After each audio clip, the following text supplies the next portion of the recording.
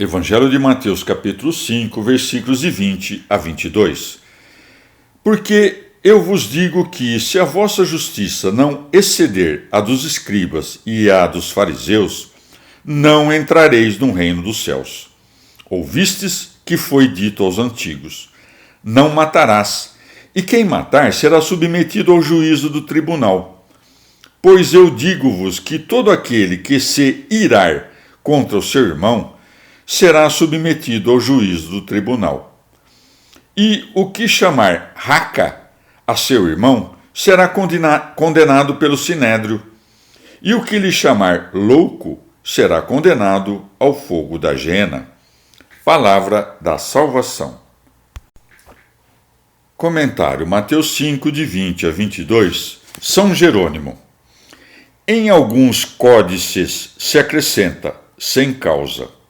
No entanto, quanto à verdade não há dúvida, e a cólera é totalmente proibida. Como nos é ordenado orar por aqueles que nos perseguem, Mateus 5,44, fica suprimida toda ocasião de enfurecer-se. Deve-se, pois, suprimir este acréscimo sem causa, porque a ira do homem não opera a justiça de Deus. Tiago 1,20. Ou raca é uma palavra hebraica que quer dizer vão ou oco, como quando dizemos de maneira corrente cabeça oca. E bem a propósito acrescenta: e o que chamar raca a seu irmão, nosso irmão então, não pode ser outro senão aquele que tem o mesmo pai que nós. Evangelho de Mateus, capítulo 5, versículos de 23 a 24.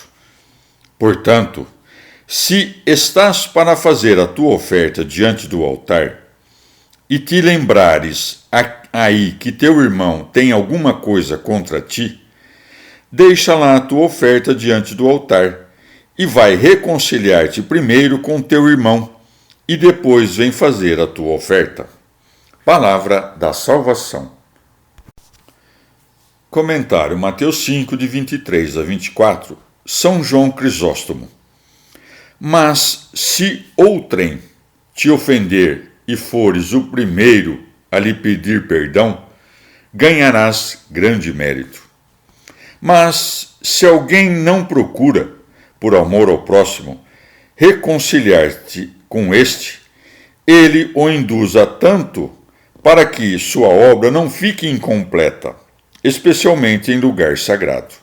Por isso acrescenta: deixa lá a tua oferta diante do altar e vai reconciliar-te primeiro com teu irmão. Veja-se aqui a misericórdia de Deus, que pensa antes no bem dos homens do que em sua própria honra.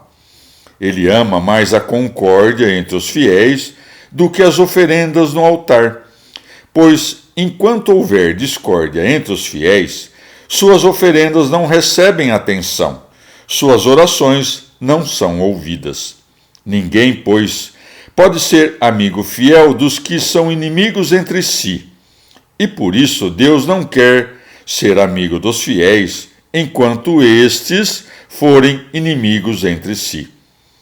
E nós não mantemos a fé em Deus se amamos seus inimigos e odiamos seus amigos, tal como foi a ofensa, qual deve ser a reconciliação.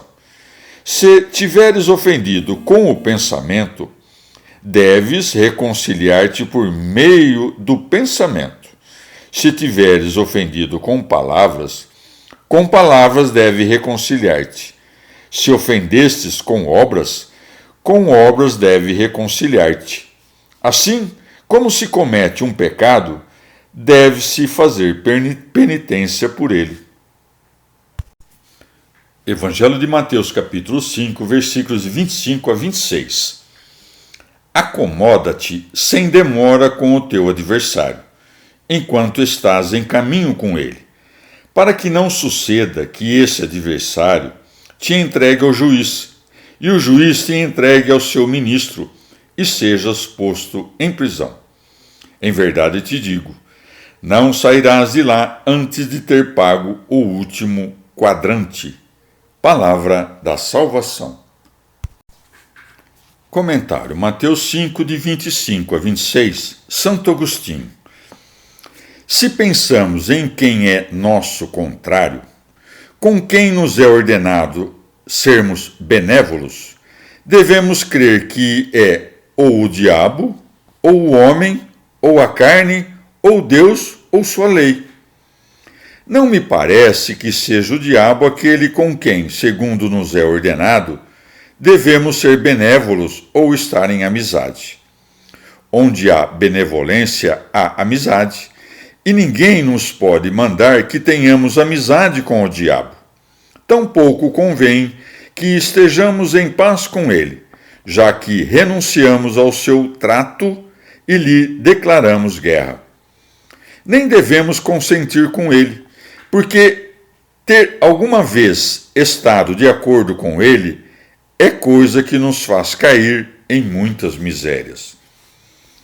Não vejo como interpretar isto dizendo que somos entregues pelo homem ao juiz, uma vez que compreendo que Cristo é o juiz ante cujo tribunal todos teremos de nos apresentar.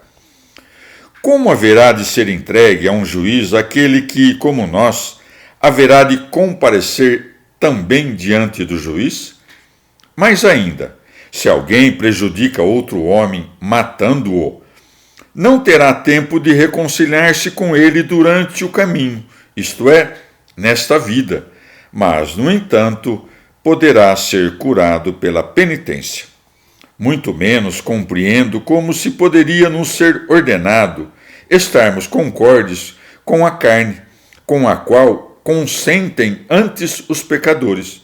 Aqueles que submetem a carne à servidão não estão de acordo com ela, antes a obrigam que se submeta. Talvez o que nos é ordenado aqui é que estejamos unidos a Deus, de quem nos separamos pecando, e que desde então se mostra nosso adversário ao resistir a nós, segundo essas palavras. Deus resiste aos soberbos. Todo aquele, pois, que não se reconciliar com Deus nesta vida, por meio da morte do seu filho, será entregue por ele ao juiz, isto é, ao filho, a quem o Pai deu todo juízo. Mas como se pode, com verdade, dizer que o homem se encontra no caminho com Deus, senão porque Deus está em toda parte? E com isso, não se quer dizer que Deus, presente em toda parte, esteja com os ímpios, assim como não dizemos que os cegos estão com a luz que os banha. Só resta aqui que compreendamos o preceito de Deus como nosso adversário, porque opõe-se aos que querem pecar, e ele nos é dado nesta vida para que esteja conosco ao longo de nosso caminho.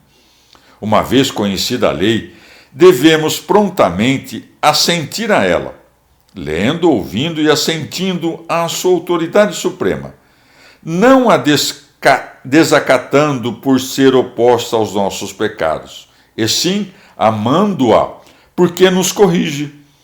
E quando for obscura, oraremos para que a possamos compreender.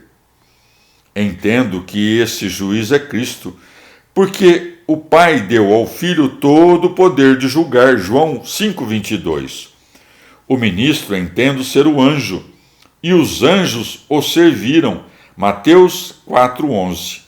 E com efeito, cremos que virá julgar com seus anjos, de modo que acrescenta, e o juiz te entregue ao seu ministro. Entendo por cárcere os castigos das trevas, e para que ninguém subestime esse cárcere, acrescenta, em verdade te digo, não sairás de lá antes de ter pago o último quadrante. Essa expressão ocorre aqui para mostrar que nada fica sem castigo, da mesma forma que dizemos de uma coisa que, depois de se ter dela muito exigido, deu de si até o último. Ou então, se quer significar com o nome de último quadrante, os pecados terrenos, já que a terra é o quarto e último dos elementos.